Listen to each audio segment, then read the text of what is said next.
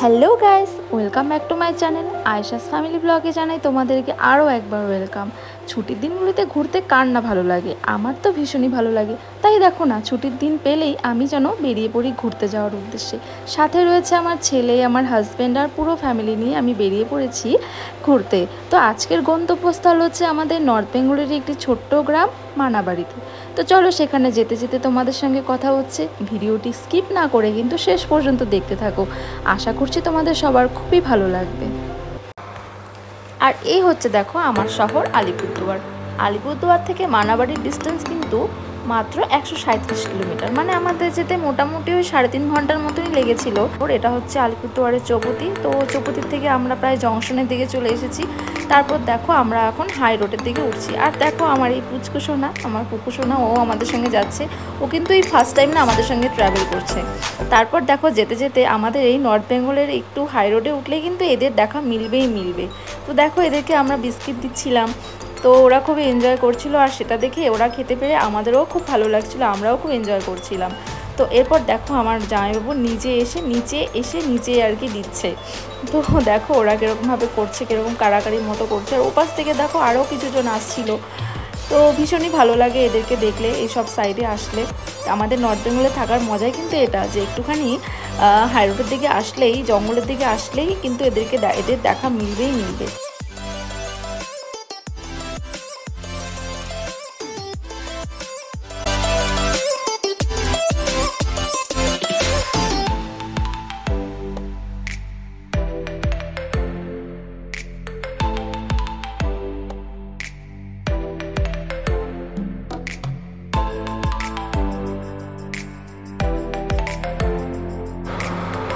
তো এই দেখো গাইস, আমার ছেলে অনেকক্ষণ পরে আর কি উঠলো। ও তো গাড়িতে উঠে অনেক ঘুমিয়ে গেছিলো। আর ওর কিন্তু এই প্রথমবার না যে ও ট্রাভেল করছে, এর আগেও গেছিলো পাহাড়ে।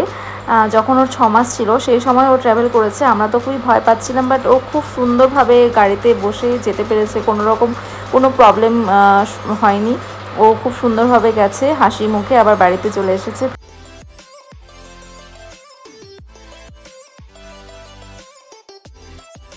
সো হ্যালো গাইস, আমরা চা খেয়ে এখন আবার বেরিয়ে পড়লাম। আর কতক্ষণ লাগবে এখান থেকে? তো আবার যাওয়া যাক নাকি। এই দেখো আমাদের ঘুম থেকে উঠে পড়েছে, বসে পড়েছে। আরে দেখো, তো যাওয়া যাক। তো মাঝখানে আমরা একটু নেমেছিলাম চা খেতে। সেখান থেকে চা খেয়ে আবার রওনা দিয়ে দিলাম। এই লম্বা রাস্তা আর দুপাশে গাছপালা, খুবই ভালো লাগছে দেখে। প্রকৃতির এই সৌন্দর্য একমাত্র কিন্তু এই পাহাড়ের দিকে আসলেই পাওয়া যায়, আর একমাত্র সেটা ডুয়ার্সের দিকেই মিলবে। তো আমরা ডুয়ার্সে থাকি বলে আমরা অনেক লাকি মনে করি নিজেদেরকে। এত সুন্দর রাস্তা, জঙ্গল দেখেই যেন মন প্রাণ ভরে যায়। তোমরাও কিন্তু এখানে আসতে পারো। আর আমরা আজকে যেখানে যাচ্ছি সেটা হলো আলিপুরদুয়ার থেকে মানাবাড়ি, যেটা ওদলাবাড়ি হয়ে যেতে হয়। তো তোমরা দেখো এখানে একটু আমার পুচকো তার পিসুর সাথে খেলছে। ও খুব এনজয় করছে। ও যে গাড়িতে যাচ্ছে, ওর কোনো রকম প্রবলেম ফেস করছে না, কোনো রকম প্রবলেমও করছে না। ও যাচ্ছে দিব্যি, মাঝখানে ঘুমোচ্ছে, আবার উঠছে, মাঝে মাঝে খেলছে। ওর খুব এনজয় করছে। তো দেখতে দেখতে দেখো আমরা কিন্তু মালবাজারে চলে এলাম। এটা হচ্ছে মালবাজারের সেই হনুমান মন্দির, তোমরা দেখতেই পেলে। তারপর আমরা আবার মেন রাস্তায় চলে এলাম। তো আমরা মোটামুটি প্রায় কাছেই চলে এসেছি। আর এদিক থেকে কিন্তু লাভা, লোরেগাঁও সব এই রাস্তাতে হয়ে কিন্তু যেতে হয়, যদি ওটার রুটটা আলাদা হয়ে যায়। আমরা এই মানাবাড়ির রুটে চলে এসেছি। তো এই দেখো এদিকে রয়েছে চা বাগান। তারপর ওই যে দেখো ওখানে পাহাড় দেখতে পাওয়া যাচ্ছে। আমরা প্রায় কিন্তু মানাবাড়ির কাছেই চলে এসেছি। তারপর সেখান থেকে একটু ভেতরে ঢুকেই আমরা প্রায় একদম কাছে চলে এসেছি। ওই দেখতে পাওয়া যাচ্ছে আমাদের সেই রিসর্ট। তো আমরা এখন রিসর্টেও চলে এসেছি। তো তারপর তোমাদেরকে দেখাচ্ছি আমাদের রিসর্টটা ঘুরে। আমাদের রিসর্টের সামনের ভিউটা কিন্তু খুবই সুন্দর। তো তোমরা দেখো এই জায়গাটি তোমাদের খুবই ভালো লাগবে, তোমরাও চাইলে এখানে আসতে পারো। আমার খুবই ভালো লেগেছে আমাদের। আর এখান থেকে ভিউটা জাস্ট অসাধারণ। যদিও ওয়েদারটা মেঘলা ছিল, বৃষ্টি হচ্ছিল, কিন্তু তবুও খুবই ভালো লাগছিল। একদম নির্জন সুন্দর জায়গা, যেখানে মাঝে মাঝে ময়ূরের ডাকও শোনা যায়। আর এখানে সামনে রয়েছে নদী, আর এখানে সামনে দেখো এই নদীর থেকে আমাদের রিসর্টটি দেখা যাচ্ছে। তারপর আমরা একটু ফ্রেশ হয়ে আমরা কিন্তু নদীতে চলে এসেছিলাম এখানে এনজয় করতে। তো তোমরা ভিডিওটি দেখো, তোমাদের ভালো লাগছে কিনা সেটা কিন্তু অবশ্যই জানাবে।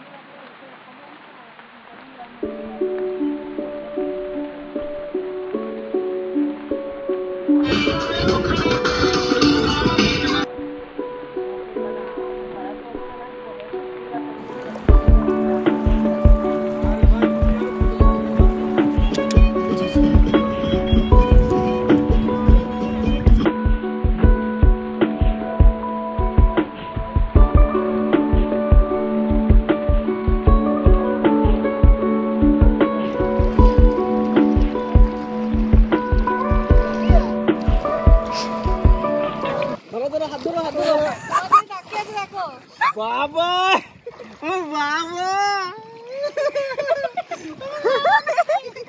ওর ঠ্যাঙ্গা দেয় আবারও।